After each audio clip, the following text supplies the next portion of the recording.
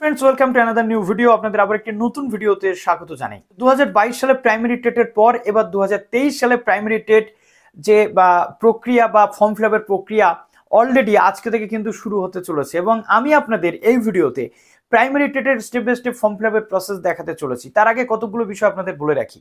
2023 সালে প্রাইমারি টেটে কিন্তু বিএডরা বসতে পাচ্ছে না। 2023 এর প্রাইমারি টেটে কিন্তু বিপিএড ক্যান্ডিডেটরাও বসতে পাচ্ছে না। এটা আপনাদেরকে ক্লিয়ার হতে হবে প্রথমে। তো 2023 সালে প্রাইমারি টেটে কারা বসতে পারবে? d.el.ed বসতে পারবে, b.ed বসতে পারবে, আর স্পেশাল d.ed যারা করেছে তারা বসতে পারবে। কাজেই যারা নতুন আছেন এই চ্যানেলে অবশ্যই চ্যানেলটিকে সাবস্ক্রাইব করে পাশে থাকা বেল আইকনটি ক্লিক করে দেন যাতে সমস্ত তথ্যগুলো আপনারা টাইম টু টাইম এখান থেকে পেয়ে যান। এবং প্রাইমারি টেটের কিভাবে প্রস্তুতি নেবেন ইচ অ্যান্ড এভরিথিং নিয়ে আমি অলরেডি ভিডিও আপনাদের জন্য নিয়ে আসা শুরু করে দেবো।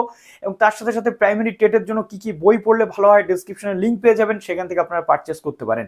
তো প্রাইমারি টেটে এবছর পার্সুইং ক্যান্ডিডেটরা কিন্তু আবেদন করতে পারবে। কিন্তু কারা পার্সুইং? যারা 22-24 এর পার্সুইং ক্যান্ডিডেট তারা কিন্তু পার্সুইং তাদের বলা যায়।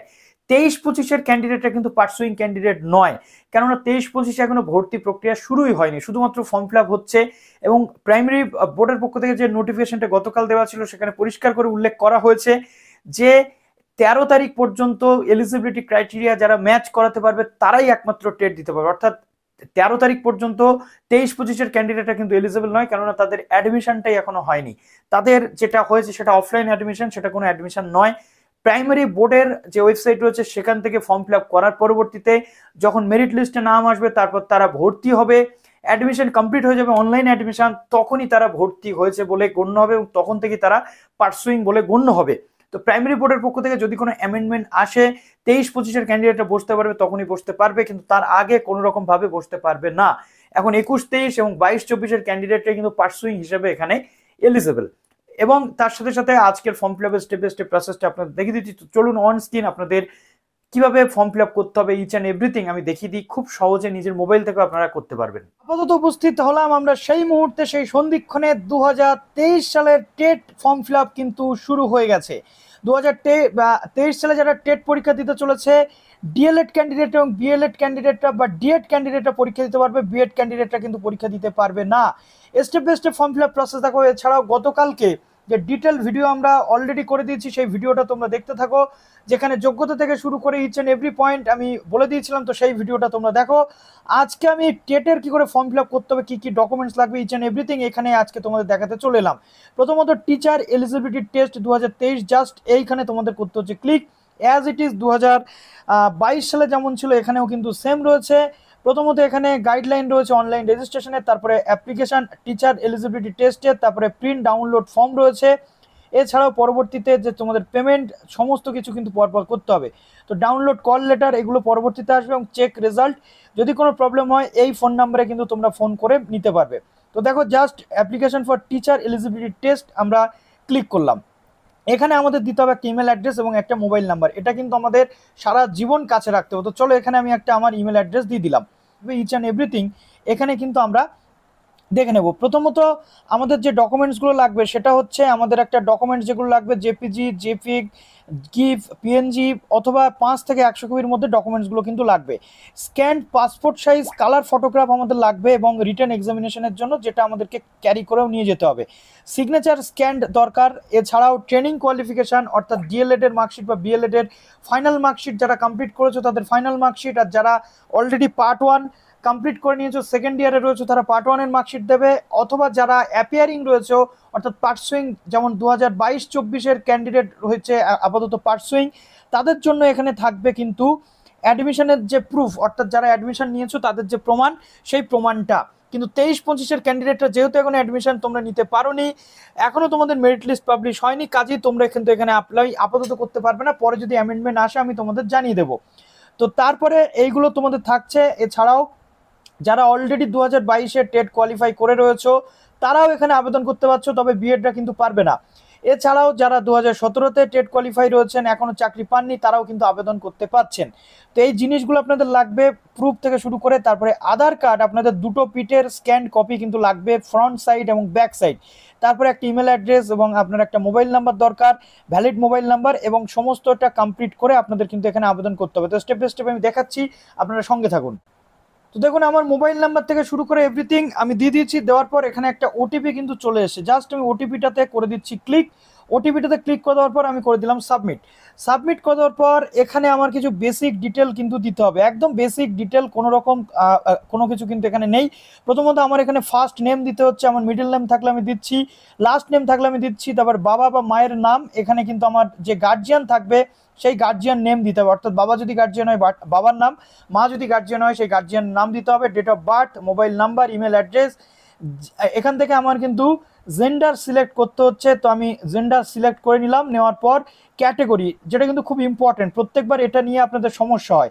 আপনি যদি general, OBC A, OBC B, schedule caste নাকি কি সেটা যদি আপনি হয়ে থাকেন আপনি সেটা ক্লিক করছেন, আমি এখানে দিয়ে দিচ্ছি জেনারেল। তো আমি হচ্ছে সাব ক্যাটেগরি, সাব ক্যাটেগরির জায়গাতে আপনি খুব সাবধানে ফিল করবেন। কিভাবে সাব ক্যাটেগরি ফিল করবেন?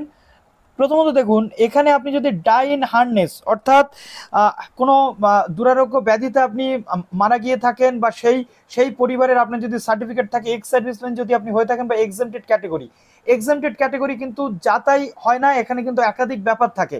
যারা বাস্তু দিয়েছেন সরকারি জায়গাতে, বা সরকারি কোনো প্রজেক্টে যারা জমি দিয়েছেন, বা যাদের জমির সংখ্যা কম, বা যারা আমফান বা বিভিন্ন যে ঘূর্ণিঝড় বা প্রাকৃতিক দুর্যোগের কারণে গৃহহারা হয়েছেন, এক্সামটেড ক্যাটেগরির মধ্যে কিন্তু তারা পড়ে।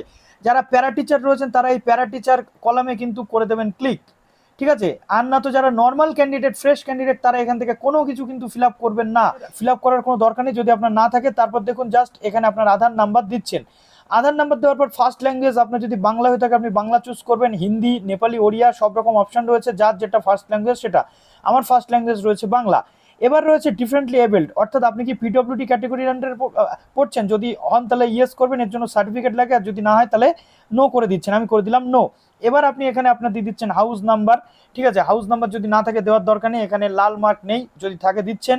Village, street name, block name, post office, police station, district, তারপরে স্টেট, অর্থাৎ কোন স্টেট থেকে আপনি বিলং করছেন, পিনকোড দিয়ে দিচ্ছেন। দেওয়ার পর যদি পার্মানেন্ট এবং প্রেজেন্ট অ্যাড্রেস এক হয় তাহলে আপনি এখানে টিক মার্ক করে দিলে কিন্তু সবটা নিয়ে নেবে।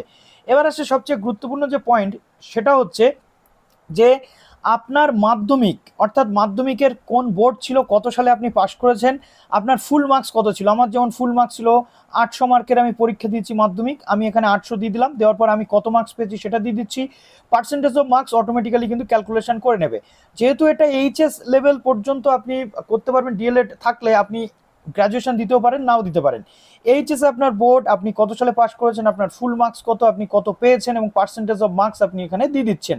গ্র্যাজুয়েশন যদি আপনার হয়ে থাকে সেক্ষেত্রে আপনি এখানে গ্র্যাজুয়েশনের যে মার্কস সেটা আপনি university name, year of passing আপনি দিচ্ছেন, ফুল মার্কস আপনি দিচ্ছেন, অবটেন্ড কত পেয়েছেন সেটা আপনি কিন্তু দিয়ে দিচ্ছেন। এবার দেখুন এখানে ডিটেলস কিন্তু ম্যান্ডেটরি বলছে, কি কোন ডিটেলস? ডিটেলস আর mandatory only if a candidate want to apply with 2 year d.el.ed and graduation, অর্থাৎ যারা 2 বছরের d.el.ed এবং গ্র্যাজুয়েশন করেছেন তারা অ্যাপ্লাই করতে চাইছেন, তারা এই মার্কসটা ফিল আপ করবেন। যদি আপনি না করতে চান তাহলে কিন্তু আপনার করার দরকার নেই, গ্র্যাজুয়েশন যদি না দেখাতে চান।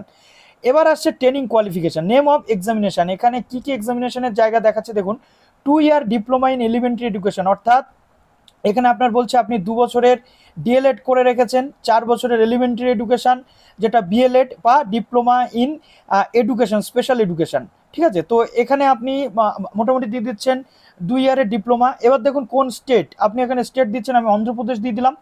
কোন বোর্ড সেটা আপনাকে দিতে হচ্ছে, examination body West Bengal board of primary education, বা যে বোর্ড থেকে আপনি করেছেন সেটা দিচ্ছেন। সেশন, এখানে সেশনটা কিন্তু খুবই ইম্পর্ট্যান্ট, ঠিক আছে? সেশনটা খুবই ইম্পর্ট্যান্ট কেন বলছি, যে সমস্ত ক্যান্ডিডেটরা ধরুন 21-23-এর ক্যান্ডিডেট, এখানে আপনি দিচ্ছেন 22-24-এর ক্যান্ডিডেট যদি হন তাহলে দিয়ে দিচ্ছেন, 23-25 যেহেতু অ্যালাউ নেই। যদি আপনি 17-19-এ কমপ্লিট করে থাকেন 2017-2019, তাহলে এখানে 2017-19 সেশন আপনার কিন্তু হবে। এবার আসছে পাস নাকি অ্যাপিয়ার্ড, অর্থাৎ আপনি কি d.el.ed পাস করেছেন, যদি পাস হন তাহলে পাসে ক্লিক করবেন, যদি অ্যাপিয়ার্ড অর্থাৎ ফাইনাল এক্সামিনেশন অ্যাপিয়ার্ড হন তাহলে অ্যাপিয়ার্ড দিচ্ছেন। আর পার্সুইং, অলরেডি আপনি অ্যাডমিশন নিয়ে নিয়েছেন, 1 বছর আপনার হয়ে গেছে, সেক্ষেত্রে আপনার এখানে কিন্তু পার্সুইং দিতে হবে, ঠিক আছে? ক্লিয়ার হলো? এবার ইয়ার অফ পাসিং, যে সমস্ত ক্যান্ডিডেটরা আপনারা অলরেডি d.el.ed কমপ্লিট করে ফেলেছেন তারা ইয়ার অফ পাসিংটা ফিল আপ করবেন। যারা এখনো পর্যন্ত কমপ্লিট করতে পারেননি তাদের কিন্তু ইয়ার অফ পাসিংটা ফিল আপ আপনাদের করার দরকার নেই, যদিও ইয়ার অফ পাসিং যদি ফিল আপ না করেন তাহলে এগোতে পারবেন না। তো এখানে যদি আপনি অ্যাপিয়ার্ড দিয়ে দেন বা এখানে পার্সুইং দিয়ে দেন, সেক্ষেত্রে আপনার ইয়ার অফ পাসিংটা নিচ্ছে কিনা সেটা আপনি একটু দেখে নেবেন। যদি না নেয় তাহলে আপনার দেওয়ার দরকার নেই। তো নেক্সট এবার আসছে আপলোড ডকুমেন্টস। এখানে আপনি আপনার ক্যান্ডিডেটের ফটো আপনি দিয়ে দিচ্ছেন, সিগনেচার আপলোড আপনি এখানে করে দিচ্ছেন। তারপরে ট্রেনিং ডকুমেন্টস কী কী রয়েছে, ফাইনাল মার্কশিট যারা কমপ্লিট করেছেন, পার্ট 1 মার্কশিট যারা পার্ট 1 পরীক্ষা দিয়েছেন, অথবা রেজিস্ট্রেশন সার্টিফিকেট অথবা অ্যাডমিশন প্রুফ, অর্থাৎ অ্যাডমিশনের যে আপনার রসিদ রয়েছে, অনলাইন রসিদ, সেটা আপনি এখানে আপলোড করে দিচ্ছেন। এবার আধার কার্ডের ফার্স্ট পেজ এবং সেকেন্ড পেজ, অর্থাৎ ফ্রন্ট পেজ বা লাস্ট পেজ, সেটা আপনি দিয়ে দিচ্ছেন। এবার জাস্ট এখানে দিয়ে দিচ্ছেন সেভ অ্যাজ ড্রাফট, বা আপনি এখানে প্রিভিউ করছেন, ঠিক আছে, সেভ অ্যাজ ড্রাফট আপনি কিন্তু করে রাখতে পারছেন, বা প্রিভিউ আপনি করে রাখতে পারছেন। তো এরপর কি আসছে আমি আপনাদেরকে দেখাচ্ছি। টোটাল যা কিছু ডকুমেন্ট ছিল সেগুলো আপলোড করে আমি ফিল আপ করে দিয়েছি। সেভ অ্যান্ড ড্রাফটে ক্লিক করলে আপনাদের এডিট অপশন পরে পাবেন, তো আমি এডিট করতে চাইছি না, আমি সাবমিট অ্যান্ড পেতে ক্লিক করছি। তার আগে এখানে দেখুন জাস্ট আমার এখানে ডিক্লারেশনে করতে হবে ক্লিক, করার পর সাবমিট অ্যান্ড পেতে করে দিতে হবে ক্লিক। তো সাবমিট অ্যান্ড পেতে আমি করে দিলাম ক্লিক। দেখুন, তো এখানে জাস্ট আমার দেখুন এখানে শো করছে আমার মোবাইল নাম্বার এবং ইমেল অ্যাড্রেস, 500 টাকা কিন্তু পেমেন্ট করতে হবে। মেক পেমেন্টে এখানে আমাকে করে দিতে হবে ক্লিক। মেক পেমেন্টে ক্লিক করে দেওয়ার পর আমি একাধিক কিন্তু অপশান কিন্তু পেয়ে যাব। তো দেখুন এখানে আমি মোটামুটি পেমেন্টের জন্য ক্রেডিট কার্ড, ওয়ালেট, ইউপিআই এগুলো পাচ্ছি। তো এটা পেমেন্ট করার পরবর্তীতে এটা আমার পেমেন্ট হয়ে যাবে এবং একটা রেজিস্ট্রেশন নাম্বার কিন্তু শো করবে, এবং আমার মোবাইল এবং ইমেল অ্যাড্রেসে একটা রেজিস্ট্রেশন নাম্বার এবং পাসওয়ার্ড সেটা আমার ডেট অফ বার্থ থাকবে, সেটা কিন্তু চলে আসবে।